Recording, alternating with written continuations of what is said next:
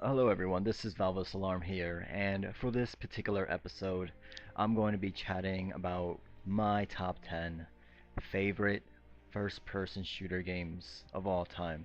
Now, once again, these are my top 10. There are so many great FPSs out right now, and just to put it into the category of 10, everyone's top 10 list would probably be very different. So, I hope you guys enjoy the video, and all you guys take care. Now, when you take a high quality team and company like Valve, which is very well known for making very high quality games, and then bringing in zombies in there, that's only a recipe for success. And definitely Left 4 Dead is for a lot of people one of their favorite co-op games of this generation. Everything from the conversations between the four characters, the different weapons, even the different monsters and all the different attributes that those monsters have and how they try to, you know, trying to gang up on you on different ways. It's always been fun. But really what gave that game longevity was the random generated enemies. And a great thing about Left 4 Dead is that every time you play it with a friend, either in co-op or whatever, it's always different. You never know where these zombies are going to come from, which is really refreshing every time you play the game, and what one of the reasons why so many people still play Left 4 Dead to this day. Now, if you look at, the first person genre and sort of the things that everyone's doing, years ago it was World War II. Everyone was building World War II games. Then it came to modern day fighting, and that's sort of what everyone's doing right now. I predict perhaps in the next maybe 7 years, or maybe even sooner than that, you're going to see a high degree of zombie games coming out.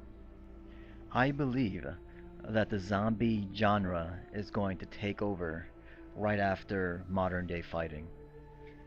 Because if you look at the games that are coming out today, you're seeing a much more broader, a lot more studios designing zombie games. So I hope all you guys really enjoy zombie games because you guys are really gonna get it. Now, the one thing that makes Fear so much fun is the great atmosphere that game has, and it's one of the very few horror games that is in first person that's actually really fun to play. The moment you start using the slow motion in Fear is really when you just stop being scared and just start having a blast going through that game. Everything from the different weapon loadouts and the way that game is paced, it is so much fun to just sort of shoot, you know, try to shoot Alma and try to shoot these cybernetic, you know, guys that are trying to kill you. It is definitely one of the funnest horror games, gameplay wise, out there. And honestly, I could not stop playing it. After I beat it on normal, I just kept playing it. For the most part, I put it on easy because I just wanted to keep playing. I just wanted to smash everyone. I didn't want to stop. I just wanted to kill everyone. It was just so much fun trying those different weapons, and definitely a game that is underrated when it comes to its AI. I still believe that, Fear has some of the best AI of video games today.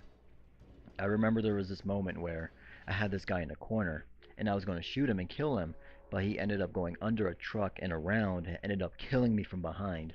And I was like, wow, that's pretty cool. And so I think Fear is a very underrated game when it comes to their AI, and definitely one of my favorite shooting games out there. Now I'm trying to remember. I think Medal of Honor Frontline was one of the first person shooters I played on the PS2. And I remember being one of the games that really set a mark or had its mark on me, mainly through its opening scene when the soldiers are heading into Normandy and the hectic craziness that was going on around you. I haven't seen any craziness like that before in a lot of video games.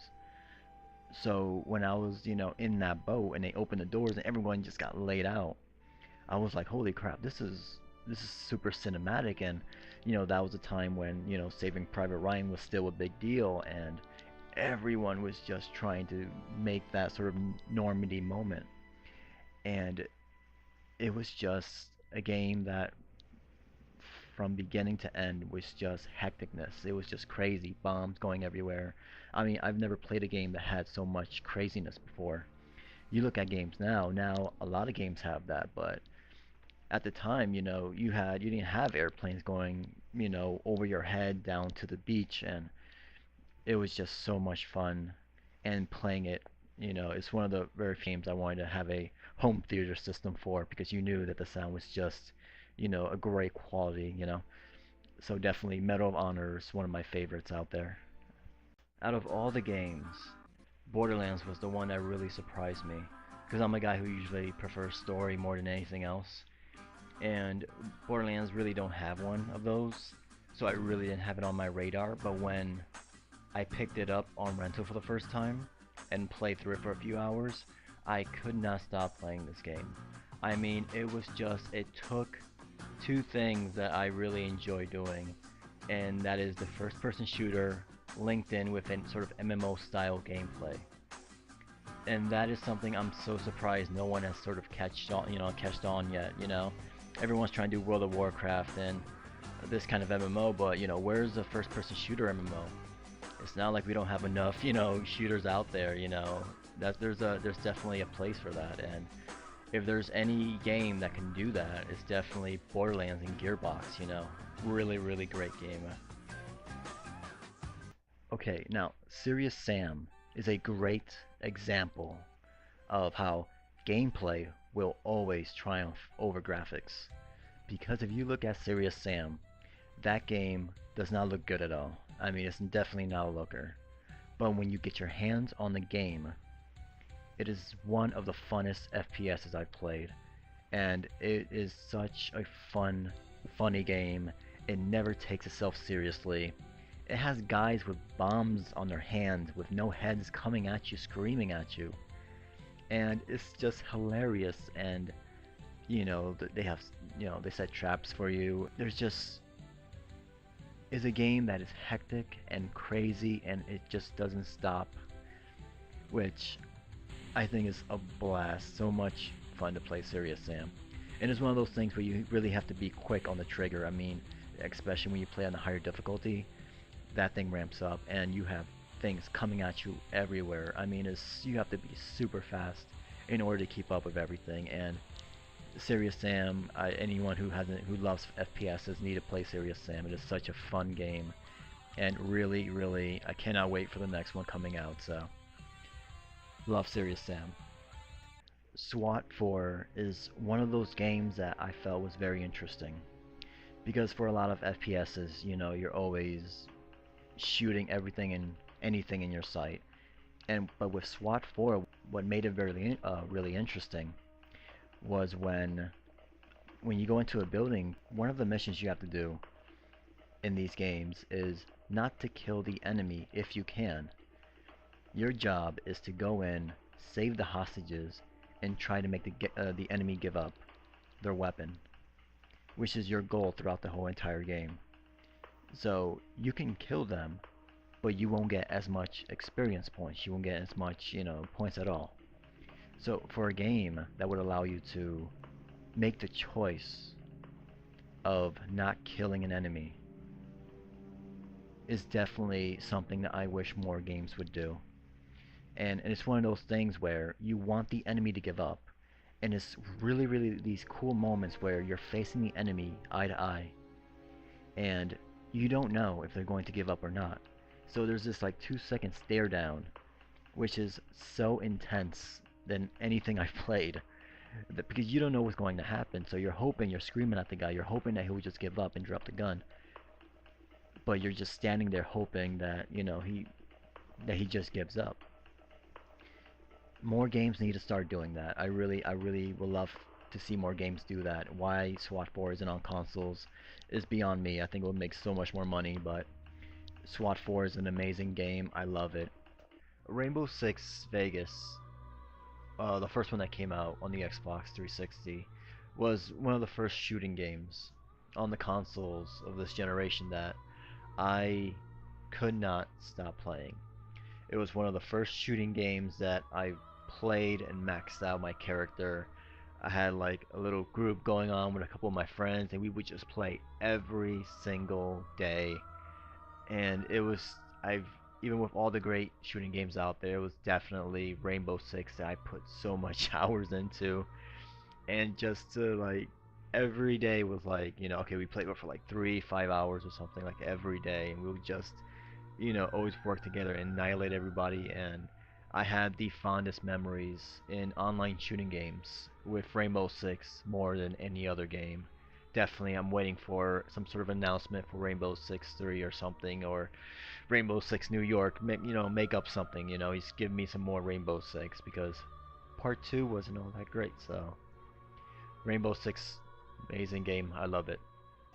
Now, when they came out for the teaser for Call of Duty 4, there was this sort of feeling within the gaming community that this game was going to be perhaps something special.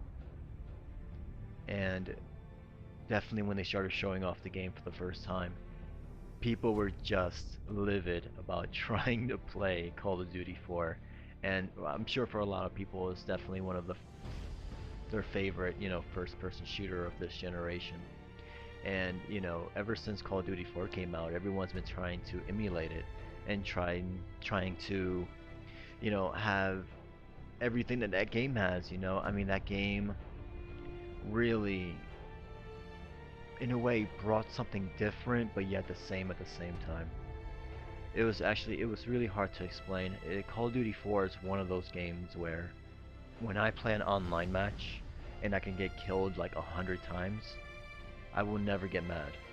It is the only online shooting game where I can die as many times and I would still will never get mad because it was just that much fun to play.